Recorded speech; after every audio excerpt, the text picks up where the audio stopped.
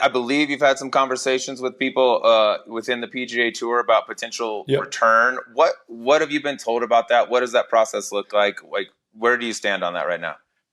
Yeah, I've had some good back and forth with the PGA Tour, but then some wishy-washy. It's still not set in stone. I know they've set up suspended until 27, which I know they're basing that on a couple people's contracts being up after the 26 season. So then they can kind of change rules in favor of everybody coming back. I know some guys that didn't have any status, and, it's a hard 1 year, no PGA Tour sanctioned events, but then you can come back and play.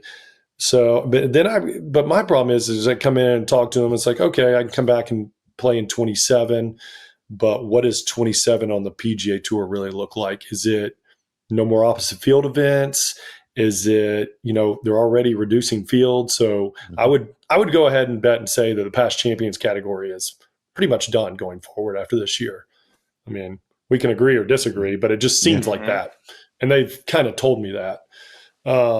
So I guess you can sign up for Monday qualifiers, but so really I would be basically suspended until Q school of 27, if you will. And I was just like, this is just, I don't know how you can come up with a 5 or 5.5 year suspension, based on I guess I played 5 events that their thinking was I played 5 events while the PGA Tour season was going on in 22 that I wasn't able to get media releases for. So they're giving me a year for each of those, and it equaled 27.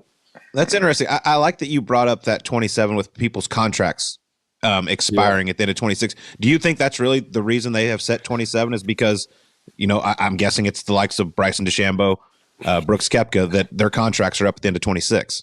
Yeah. It'd be pure speculating, but I mean, there's a good hunch on that. I mean, but I don't know for sure. They have not told me that. They just said I was suspended till, January of 27.